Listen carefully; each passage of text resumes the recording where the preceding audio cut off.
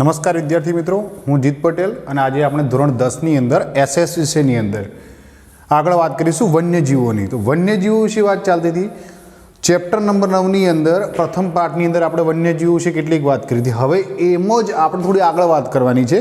તો કે વન્યજીવો છે એમનો વિનાશ થાય છે એવી આપણે વાત કરી. તો કયા કયા કારણોસર વિનાશ થાય છે, તો આજે આપણે આના માટે કેટલાક ચોક્કસ જે કારણો છે એની અહીંયા માહિતી લઈશું. તો સૌપ્રથમ જંગલ ક્ષેત્ર છે ત્યાં ઘાસભૂમિ અને જળ પ્લાવિત ક્ષેત્ર વિસ્તારમાં માનવીય દખલથી સૌથી ઇમ્પોર્ટન્ટ વસ્તુ ભાઈ, મનુષ્ય ક્યાં ગયો છે? જંગલમાં ગયો છે. જંગલ ક્ષેત્રની અંદર મનુષ્યએ એ લોકોનું જંગલ એક ક્ષેત્ર હતું એમાં દખલગીરી કરી છે. હવે સીધી વસ્તુ છે, એમની દખલગીરી થાય, એમના ઘરમાં ઘૂસણખોરી થાય એટલે એમનું ઘર એ જોખમમાં આવી જાય. અહીંયા ઇમ્પોર્ટન્ટ વસ્તુ છે ભાઈ, જંગલી વન્યજીવો છે એ કંઈ બહાર નથી આવ્યા, મનુષ્ય એમના ઘરની અંદર જઈ રહ્યો છે.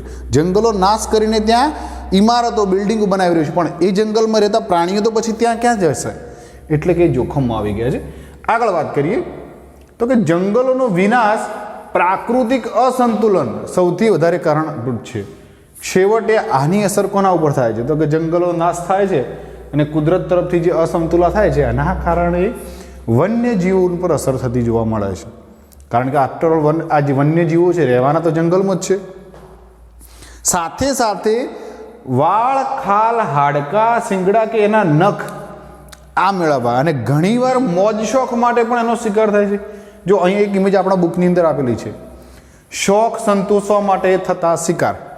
આ લોકો જોઈ શકાય છે પહેલાના સમયની અંદર આ રીતે એ લોકો શિકાર કરવા જતા ભાઈ, માત્ર મોજ શોખ કરવા માટે વન્યજીવોને એ લોકો આ રીતે નુકસાન પહોંચાડતા હતા. આગળ વાત કરીશું. મનુષ્યના લોભ લાલચથી કરાતું જંગલોનું અતિદોહન એટલે ભાઈ જંગલોનો વધુ પડતો ઉપયોગ, સડકો, બહુહેતુક યોજનાઓ નિર્માણ માટે, પછી ખનિજ ખનન માટે, નવી વસાહતો માટે, શહેરોનું વિસ્તરીકરણ થવા માટે વન્યજીવોને નિર્વાસિત કરવામાં આવ્યા છે. આ બધા કારણોના કારણે વન્યજીવનની અંદર ઘૂસણભેટ થઈ છે ભાઈ, વન્યજીવનને દખલઅંદાજી કરવામાં આવી રહી છે. સાથે સાથે વાત કરીએ, ઘાસચારો, બળતણ કે પશુચરણ માટે જંગલો પર દબાણ વધી રહ્યું છે. સીધી વસ્તુ છે ભાઈ, ઘાસચારો, બળતણ કે પશુચરણ માટે જે ખાસ જે મળવું જોઈએ એ ના મળે એટલે એનો આધાર ક્યાં છે? જંગલ ઉપર. તો ધીમે ધીમે આ દરેક પ્રવૃત્તિ માટે જંગલની અંદર જવામાં આવે છે. ક્યાંક ઘાસચારો લાવવા, તો ક્યાંક બળતણ માટે મોટા મોટા જે લાકડા છે અથવા તો વ્યવસ્થિત જે વૃક્ષો છે એને કટિંગ કરવામાં આવે છે અને આ બધા માટે જંગલમાં જવામાં આવે છે. સાથે જંગલોની આગ અનેક પ્રજાતિને ભરખી જાય છે. જંગલમાં લાગતી આગ, આપણે કહીએ છીએ ને જંગલમાં આગ લાગી હતી, કોઈ કારણસર આગ લાગે છે અને આ આગ એ આગળ જતાં વિકરાળ સ્વરૂપ ધારણ કરે તો ઘણી બધી પ્રજાતિને ભરખી જાય છે. હમણાં થોડા સમય પહેલાં ઓસ્ટ્રેલિયાની અંદર આવી કે આગ લાગી હતી જંગલની અંદર અને એમાં ઘણા બધા પ્રાણીઓ સળગી ગયા હતા, નાશ પામ્યા હતા. આ આગની અંદર શું થાય છે? તો કે જે તે પક્ષીઓ છે એ તો ઉડી જશે કદાચ, પણ એમના બચ્ચા, એમના ઈંડા, આ ઈંડા જે સેવવાના હોય છે અને ખાસ કરીને પ્રજનન કાળ પછીના સમયમાં એટલે કે બચ્ચા કે ઈંડા સેવવાનો સમય હોય એ સમયે જો આગ લાગે છે તો એ સૌથી વધારે નુકસાન કરતા છે. કારણ કે એ સમયે જે ઈંડા હોય છે તો આ બચ્ચા હોય છે બહુ નાની અવસ્થામાં હોય છે, જે ત્યાંથી હલનચલન માટે એક્ટિવ કે સક્રિય નથી હોતું. આના કારણે આગ લાગે એટલે ઘણા બધા વન્ય પ્રાણીઓના જીવો પર અસર થાય છે અને આની નકારાત્મક અસર જોવા મળે છે. ઘણા બધા પ્રાણીઓ આ આગમાં મૃત્યુ પામતા હોય છે. પોતાના કુદરતી નિવાસ નષ્ટ થવાથી, મેં કીધું ને અમને કે મનુષ્ય ત્યાં જશે તો જંગલ નાશ કરશે એટલે સીધી વસ્તુ એમનું કુદરતી નિવાસ તો શું થયું છે? નષ્ટ. બેઘર બની વન્ય ક્ષેત્રમાંથી બહાર આવી ગયેલા પ્રાણીઓ અને માનવી સાથે અથડામણ થાય છે કે ભાઈ મનુષ્ય ઉપર જંગલી જાનવરે અથવા તો જંગલી જાનવરે હુમલો કર્યો. કેમ કર્યો? કારણ કે મનુષ્ય એ એના આવાસમાં જતો રહ્યો છે. હા, દર વખતે એવું નથી, પણ મોટા ભાગના કેસમાં એવું જ હોય છે. મનુષ્ય જો એના આવાસમાં જશે તો સીધી વસ્તુ છે ને એ હુમલો તો કરવાનો છે ને. અને આ અથડામણમાં મોટા ભાગે કોનો જીવ જતો હોય છે? વન્યજીવોનો. પ્રાણી ઔષધિઓ કે સુગંધી દ્રવ્યો મેળવવામાં કરતો શિકાર, તે પ્રજાતિને વિલુપ્ત ન ભાઈ ઔષધિ અથવા તો સુગંધી દ્રવ્યો. કાશ્મીરની અંદર કાશ્મીરી હરણના નાભીમાંથી સુગંધિત દ્રવ્ય મળતું હોય છે. એ દ્રવ્ય મેળવવા માટે એનો નાશ કરવામાં આવતો હોય છે. આવું બીજું પણ ઘણું બધું છે. તો આના કારણે એ પ્રજાતિ તો લુપ્ત થવાની જ ને ભાઈ. આફ્ટરઓલ એ પ્રજાતિ તો નુકસાનમાં જ છે ને. હવે આપણે એક વાત કરીશું લાલ પાંડાની. લાલ પાંડા ભારતની અંદર પૂર્વ હિમાલયના શીત વનોમાં ભાઈ, શીત એટલે ઠંડા વનો, આ જોવા મળે છે. આનો ખોરાક શું છે તો કે વાંસની કુંપળો, ઈંડા, નાના પક્ષીઓ, જીવજંતુઓ. તે દિવસ દરમિયાન ઓછું સક્રિય હોય છે. મતલબ દિવસે આરામ, રાત્રે કામ, રાત્રે પોતાના ખોરાકની શોધમાં નીકળે છે. આ ભારત સિવાય ચીન, નેપાળ, ભૂતાન અને મ્યાનમારમાં જોવા મળે છે. કેવું છે લાલ પાંડા? આવું છે ભાઈ, જોઈ શકાય છે. આ આપની બુકની ઇમેજ છે અને આ એક ઇમેજ છે. આરામ કરી રહ્યું છે. જો દિવસ દરમિયાન આરામમાં હોય છે લાલ પાંડા, બરાબર છે. આગળ હવે આપણે વાત કરીશું વન્યજીવ સંરક્ષણ માટેના ઉપાયો. જેમ મેં તમને વાત કરી કે વન્યજીવનો ભાઈ નાશ થઈ રહ્યો છે, તેમનું સંરક્ષણ થવું જરૂરી છે. એમને સાચવવા જરૂરી છે, એમનું સંરક્ષણ થવું જરૂરી છે.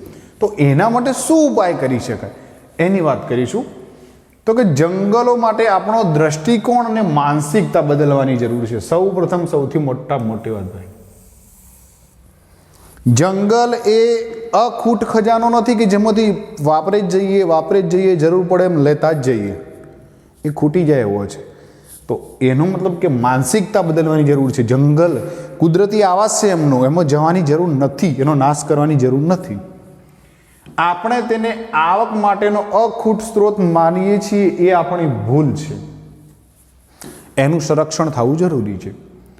જો એનું સંરક્ષણ થશે તો જ વન્યજીવો કુદરતી આવાસસ્થાનની અંદર રહેશે અને તો જ એમના આવાસસ્થાન બચશે. સીધી વસ્તુ છે, જંગલનો નાશ નહીં થાય ને તો પછી જંગલમાં રહેતા પ્રાણીઓનો નાશ પણ નહીં થાય, કારણ કે એમને એમનું પોતાનું કુદરતી આવાસસ્થાન મળી રહેશે. આગળ જંગલોમાં તૃણાહારી અને માંસાહારી પ્રાણીઓની સંખ્યાનું સંતુલન જાળવવું જરૂરી છે અને તે માટે જંગલના જળ સ્ત્રોતની જાળવણી અને પાલતુ પશુચરણ પર પ્રતિબંધ જેવા પગલાં હોવા જોઈએ. તૃણાહારી ભાઈ, જંગલની અંદર ઘાસ ખાઈને રહેતા પ્રાણીઓ. હવે પ્રશ્ન એમ થાય સાહેબ પશુચરણ જો પશુચરણ કરવામાં આવે તો આ પશુ છે એ તૃણ જે ઘાસ છે એ ખાઈ લેશે, તો જે તૃણાહારી પ્રાણીઓ માટે ઘાસ જોશે ક્યાં જશે? મતલબ એમને પૂરતો નહીં મળી શકે ને. એટલા માટે પશુચરણ પર પ્રતિબંધ જરૂરી છે. અને તૃણાહારી પ્રાણીઓ હશે તો એમનો શિકાર કરનારા માંસાહારી પ્રાણીઓ પણ હશે, એટલે કે દરેકની સંખ્યાનું સંતુલન જળવાઈ રહેશે. માની લો તૃણાહારી પ્રાણીઓ ઘટી જાય છે તો માંસાહારી પ્રાણીઓ ક્યાં જશે? એમને માંસ નહીં મળે તો પછી એ પણ કડી તૂટવાની. એટલે આ સંતુલન જળવાઈ રહે અને સાથે સાથે જળ સ્ત્રોત, પાણીની સુવિધા હોવી જરૂરી છે. અત્યારે મોટાભાગના અભયારણ્યો છે, રાષ્ટ્રીય ઉદ્યાનો છે, એમાં પાણીની વ્યવસ્થા કરવામાં આવેલી જોવા મળે છે. શિકાર ડામવા કડક કાયદા હોવા જોઈએ ભાઈ. શિકાર આગળ વાત કરી કે મોજ શોખ કરવા માટે શિકાર કરે છે તો એના વાળ, નખ વગેરે વસ્તુનો ઉપયોગ કે જે કિંમતી છે એના માટે પણ શિકાર થાય છે. તો આ જે શિકાર છે એના પર કડક કાયદો હોવો જોઈએ અને કાયદો હોય એનો સખ્તાઈથી અમલ થવો જરૂરી છે. અમલ થશે, જો એમાં સજા મળશે તો બીજી વાર વ્યક્તિ વિચારશે. સાથે સાથે જંગલની અંદર જે ગેરકાયદેસર ખનન પ્રક્રિયા થાય છે, ખનિજો મેળવવા માટે જે ખોદકામ થઈ રહ્યું છે, આના ઉપર પ્રતિબંધ હોવો જોઈએ અને એના માટે પણ કડક સજા કે દંડની જોગવાઈ હોવી જોઈએ. કારણ કે લોકો આ માટે પણ જંગલની અંદર જતા હોય છે અને ગેરકાયદેસર પોતાનું ઘણું બધું અંદર ખનન કાર્ય કરતા હોય. એ દરમિયાન ત્યાંના પ્રાણીઓને ખલેલ પહોંચાડે છે અને ક્યાંક અથડામણ થાય તો એમને મારી પણ નાખે છે. વન્યજીવોનો પ્રજનનકાળનો સમય હોય, આ સમયે એમને ખલેલ ન પહોંચે એવી વ્યવસ્થા કરવી જોઈએ. આનું સૌથી સારું ઉદાહરણ છે ગીરનું જંગલ ભાઈ. ગીરના જંગલની અંદર સિંહ લોકોના પ્રજનનકાળ દરમિયાન કોઈને પણ નાનું સરખું કામ માટે પણ પ્રવેશ હોતો નથી અને એ સારી બાબત છે. એમના પ્રજનનકાળમાં કોઈને પણ ખલેલ પહોંચાડી શકે નહીં, કોઈ ન જવું જોઈએ, આવી વ્યવસ્થા હોવી જરૂરી છે. જંગલ ક્ષેત્રમાં થતી માછીમારી, વન્ય પેદાશ એકત્રીકરણ અને પ્રવાસનથી વન્યજીવો ઉપર પડનારી અસરોનો અભ્યાસ કરી એ મુજબ પગલાં લેવા જોઈએ. જંગલની અંદર ક્યાંક પાણીનો જથ્થો વધારે તો માછીમારી પ્રવૃત્તિ જોવા મળતી હોય. વન્ય પેદાશો ભેગી કરવા, જેવી કે રબર છે, કેટલીક ઔષધિ છે, કેટલાક ગુંદર છે વગેરે માટે લોકો જતા હોય, અને ખાસ કરીને પ્રવાસન માટે. આ દરેકથી વન્ય જીવન ઉપર કેટલી અસર થશે આનો અભ્યાસ થવો જોઈએ. અને જો કોઈ ચોક્કસ રીતે આ દરેક પ્રવૃત્તિથી વન્યજીવોને અસર થઈ રહી છે કે નુકસાન થઈ રહ્યું છે તો આ બંધ થવું જોઈએ. સમાજમાં વ્યાપકપણે જનજાગૃતિના કાર્યક્રમો જોઈએ છે. જનજાગૃતિ લોકોને સમજાવવું જોઈએ કે ભાઈ આ સૃષ્ટિની અંદર માત્ર મનુષ્ય નથી, બીજા પણ ઘણા બધા છે. દરેક જીવનું પોતાનું અસ્તિત્વ જરૂરી છે. આ જનજાગૃતિ આવવી જોઈએ. બરાબર છે. આગળ વાત કરીએ. જવાબદાર નાગરિક જૂથોએ વન્યજીવ સંરક્ષણ કાર્યો માટે તંત્ર જો શિથિલ હોય તો તેના ઉપર દબાણ ઊભું કરવું, કામગીરીને પ્રાથમિકતા અપાવવી. તંત્ર શિથિલ મતલબ જો સરકારી રાહે કામ થવામાં ઢીલાસ પડતી હોય તો એક જવાબદાર નાગરિક તરીકે વ્યક્તિ પોતે પણ અરજી કરી શકે છે અને કહી શકે છે ભાઈ આ કામ તમારે પહેલાં કરવું જોઈએ, સમજાવવાની કોશિશ કરી શકે છે. આગળ વાત કરીએ. અહીંયા એક વન્યજીવ છે. હવે આ સામાન્ય રીતે જંગલ અને માનવ વસાહતમાં પણ જોવા મળે છે. વાનરનું ચિત્ર છે. ભાઈ એ લોકોને માનવ વસાહતની અંદર આવવું હોતું નથી, પણ ન છૂટકે આવવું પડે છે. કારણ કે જંગલોનો નાશ થશે તો જંગલનો જીવ અહીંયા આવશે. અને આપ જોઈ શકો છો વાનરોનો ત્રાસ કેટલો હોય છે. એક જંગલની ઇમેજ છે. આવી જંગલનું વિસ્તરણ હોવું જરૂરી છે. હવે આપણે અહીંયા એક વાત કરીશું થોડીક એક ગંગે ડોલ્ફિનની. ડોલ્ફિન તો સાંભળ્યું છે આપણે, પણ ગંગે ડોલ્ફિન કેમ નામ આપવાનું? તો સીધી વસ્તુ છે, ગંગાના પાણીની અંદર થતી ડોલ્ફિન. આ ગંગે ડોલ્ફિન છે ને એ ખાસ ગંગાના પાણીમાં એટલે કે મીઠા પાણીમાં થતી ડોલ્ફિન છે. ઘણીવાર એ ચંબલ નદીમાં પણ જોવા મળે છે. ચંબલની વાત આવે એટલે ચંબલની ઘાટીની અંદર વાત થાય બરોબર છે, તો એ ચંબલમાં પણ જોવા મળે છે. આને લોકલ લોકો શું એવા નામથી બોલાવે છે. લોકલ લોકો ત્યાંના લોકો. આ વિશે એટલા માટે વાત કરવામાં કે આ ભારતની અંદર ખાસ કરીને ગંગાના પાણીની અંદર જોવા મળે છે. અને આની ખાસિયત એ છે કે સપાટી ઉપર આવે એટલે જોરદાર હવાના પ્રેશરથી પાણી ફૂંકે છે, એટલે એનું નામ પડી ગયું શું. બરાબર છે. આગળ સમજીશું. વન્યજીવ સંરક્ષણ યોજના. હવે મનમાં પ્રશ્ન થાય કે જો વન્યજીવોનો આટલી બધો વિનાશકારકતા આ રીતે હકીકતમાં હેરાનગતિ હોય તો એમના સંરક્ષણ માટે સરકાર તરફથી કોઈ યોજના અથવા કોઈ પગલાં ભરવામાં આવ્યા છે ખરા? હા. એની અંદર આપણે જે લુપ્ત પ્રજાતિ થવા જઈ રહી છે અથવા તો જે બહુ નજીકના ભવિષ્યમાં લુપ્ત થવાને આ રહે છે એવી પ્રજાતિના સંરક્ષણ માટે સરકારે ખાસ કઈ યોજનાઓ શરૂ કરી છે અને આ યોજનાઓની અંદર કેટલી બધી રીતે એને સાચવવામાં આવ્યું છે એના વિશેની માહિતી કરશું.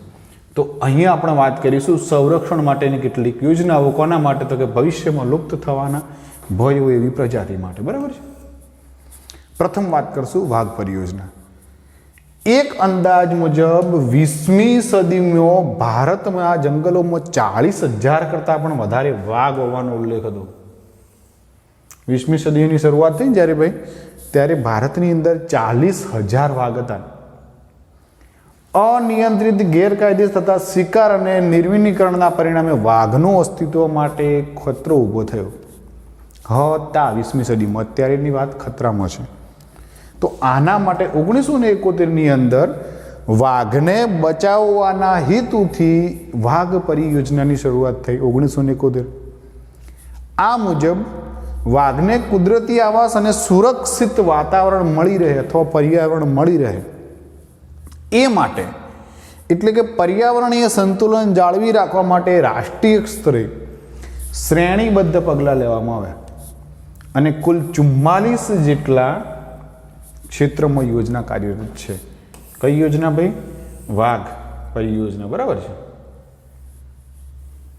જોઈ શકો છો આપ. વાઘ પરિયોજના કઈ સાલમાં? 1971. આગળ વાત કરશું. હવે આપણે એક પ્રાણી છે દીપડો કરીને. આ દીપડો એ બિલાડી કુળનું પ્રાણી છે. કયું છે ભાઈ? બિલાડી કુળનું. સિંહ અને વાઘની તુલનામાં આનું થોડુંક કદ નાનું છે, સિંહ વાઘથી નાનો છે. આની વસ્તી સમગ્ર ભારતની અંદર ગમે ત્યાં ભાઈ જોવા મળે છે. સંપૂર્ણ કાળા રંગના પણ જોવા મળે છે. આ જે ટપકા છે ને એની જગ્યાએ આખો કાળા રંગનો પણ દીપડો જોવા મળે છે. ગુજરાતના જંગલમાં દીપડાની સંખ્યા મોટા પ્રમાણમાં છે. દીપડો અવારનવાર માનવ વસ્તીમાં આવી ચડે છે અને મોટા ભાગે લોકો દીપડાને ચિત્તો સમજી લે છે. બરોબર છે? દીપડાની ઇમેજ જોઈ લેશું. આ દીપડો છે હવે.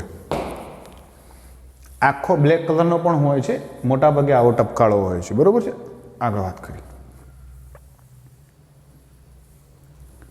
હાથી પરિયોજના. હાથી માટેની પરિયોજના 1992ની અંદર 1992માં આ પ્રોજેક્ટ સ્ટાર્ટ થયો. આનો મુખ્ય હેતુ તો હાથીઓને તેમના કુદરતી આવાસમાં સંરક્ષણ આપવાનો, એટલે કે એમને એમના નિવાસ સ્થાનની અંદર એમને રહેવાની સંપૂર્ણ સ્વતંત્રતા મળે, એમને ક્યાંય સ્થળાંતર ના કરવું પડે, અને આ માટે એમને સંરક્ષણ પણ પાર પાડવામાં આવ્યું છે. હાલ દેશમાં 26 જેટલા વિસ્તારો એવા છે કે જ્યાં સંરક્ષણ એને પ્રાપ્ત થયેલું છે, રક્ષણ મળેલું છે. આ યોજનાના અમલીકરણ બાદ જંગલોમાં હાથીઓની સંખ્યા વધી છે ભાઈ. હાથી સંરક્ષણ આવ્યું એટલે, અને હાથીનું સંરક્ષણ થવું જરૂરી છે ભાઈ. એશિયાઈ હાથી ખાસ કરીને ભારતમાં સારા એવા પ્રમાણમાં છે. હાથીઓનું પાલન પોષણની કામગીરી પણ સરકારે આ યોજના અંતર્ગત ઉપાડી લીધી છે. હવે એશિયાઈ હાથી જોઈ લઈએ. એશિયાઈ હાથી જોઈ શકો છો. હાથી પરિયોજના, એની અંદર એશિયાઈ હાથીને સંરક્ષણ મળેલું છે. આગળ વાત કરશું. હવે ફરી પાછો આપણે દીપડાની વાત કરી, તો હવે ચિત્તાની વાત કરશું. આપણે શાની વાત કરશું ભાઈ? ચિત્તાની. ચિત્તાની વાત કરીએ તો આપણે જણાવી દઉં કે ચિત્તો એ ભારતમાં સંપૂર્ણ નામશેષ છે, મતલબ જોવા મળતો નથી. જો તમને ચિત્તા જેવું જોવા મળે છે તો એ દીપડો છે, સંપૂર્ણ નામશેષ. હાલમાં કુદરતી આવાસમાં માત્ર ક્યાં? આફ્રિકાની અંદર જોવા મળે છે, અને જો ભારતમાં જોવા મળે તો ક્યાં? એ પ્રાણી સંગ્રહાલયમાં જોવા મળે છે, બંધન અવસ્થામાં છે. બરાબર છે? આગળ વાત કરીએ એક યોજના, ગેંડા પરિયોજના. ગેંડા પરિયોજનાની વાત કરીએ તો આ એક સિંગી ભારતીય ગેંડાના સંરક્ષણ માટેની યોજના છે. એક સિંગી, જેના મસ્તક ઉપર એક મોટું સિંગડું છે, એવા ગેંડાની વાત કરીએ છીએ. ભારતની અંદર એક સિંગી ગેંડો એ અસમ રાજ્યમાં જોવા મળે છે. સાથે સાથે પશ્ચિમ બંગાળમાં સુંદરવનની અંદર પણ ક્યાંક જોવા મળે છે. આ ગેંડાની પ્રજાતિને રાઇનો વિઝન 2020 ની યોજના મુજબ 3000 ગેંડાઓની સંખ્યા થાય એવો સરકારશ્રી તરફથી પ્રયત્ન કરવામાં આવ્યો છે. કેટલી સંખ્યા થાય ભાઈ? 3000. સરકારના એવા પ્રયત્નો છે કે ગેંડા, એક સંગી ગેંડાની પ્રજાતિ 3000 સુધી પહોંચે એવા પ્રયત્ન ચાલી રહ્યા છે. એક સિંગી ગેંડો છે એ અસમમાં બ્રહ્મપુત્રના દલદલના ક્ષેત્રો, એક નદી આવે છે ને બ્રહ્મપુત્ર, આ ચીનમાંથી આવી રહી છે, એના જે કાદવ કીચડવાળા ક્ષેત્રની અંદર અને બંગાળની અંદર સુંદરવનના વિસ્તારમાં જોવા મળે છે. હવે આ જે ગેંડો છે એના શિંગડામાંથી દવા બનાવવામાં આવે છે, અને આ જ કારણથી આનો શિકાર થાય છે. તૃણાહારી જીવ છે.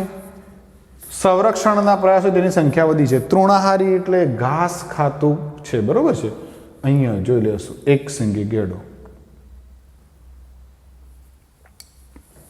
આ અહીંયા જે સિંગડું છે આના માટેનો શિકાર થતો જોવા મળે છે. આગળ વાત કરશું. ઘડિયાળ પરિયોજના. મનમાં એમ થાય ઘડિયાળની શું જરૂર છે? વિદ્યાર્થી મિત્રો, ઘડિયાળ એ મગરમચ્છની એક પ્રજાતિ છે.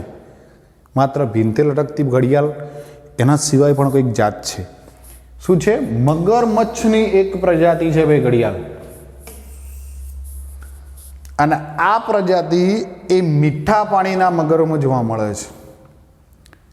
1970ની વાત કરીએ તો આ દશકાની અંદર આ પ્રજાતિ લુપ્ત થવાના આરે હતી અને સરકારે સમયસર આ પ્રજાતિનો બચાવ થાય એના માટે ઘડિયાળ પરિયોજના 1970ની અંદરથી શરૂ કરેલી છે.